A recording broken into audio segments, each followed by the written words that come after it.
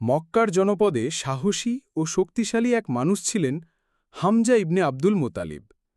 তিনি ছিলেন কুরাইশদের শ্রেষ্ঠ যোদ্ধা, নির্ভীক তীরন্দাজ, আর একই সাথে ছিলেন রসূলুল্লাহ সাল্লাল্লাহু আলাইহি ওয়াসাল্লামের চাচা ও শৈশবের সঙ্গী।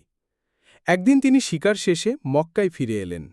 হঠাৎ শুনলেন আবু জাহল রসূলুল্লাহ সাল্লাল্লাহু আলাইহি ওয়াসাল্লামকে কষ্ট দিয়েছে, গালি দিয়েছে এবং অপমান করেছে। খবর শোনামাত্রই তার রক্ত গরম হয়ে উঠল। ধনুক হাতে তিনি সরাসরি আবু জাহেলের কাছে গিয়ে মাথায় আঘাত করলেন আর উচ্চকণ্ঠে বললেন, তুমি কি আমার ভাতিজাকে অপমান করেছ? শোনো, আমি মোহাম্মদের ধর্মে আস্থা রেখেছি। যদি তোমার সাহস থাকে তবে আমাকেও আঘাত করো। সেদিন থেকে হামজা রাদিয়াল্লাহু আনহু মুসলমান হয়ে গেলেন। মুসলমানরা পেয়ে গেলেন এক মহান শক্তি, এক নির্ভীক রক্ষক। বদর যুদ্ধর ময়দানে হামজা রাদিয়াল্লাহু আনহু সিংহের মতো ঝাঁপিয়ে পড়লেন।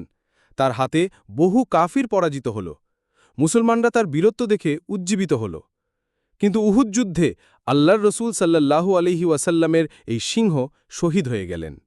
ওয়াহশী নামের এক দাস হিন্দার প্ররোচনায় বর্ষা নিক্ষেপ করল, আর সেই আঘাতে হামজা রাদিয়াল্লাহু আনহু মাটিতে লুটিয়ে পড়লেন।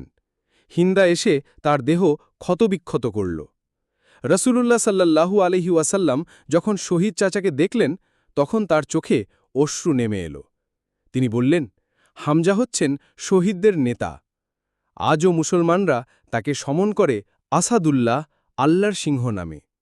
তার জীবন শেখায় সাহস, ত্যাগ আর ঈমানের জন্য প্রাণ দেওয়া হল প্রকৃত বিজয়।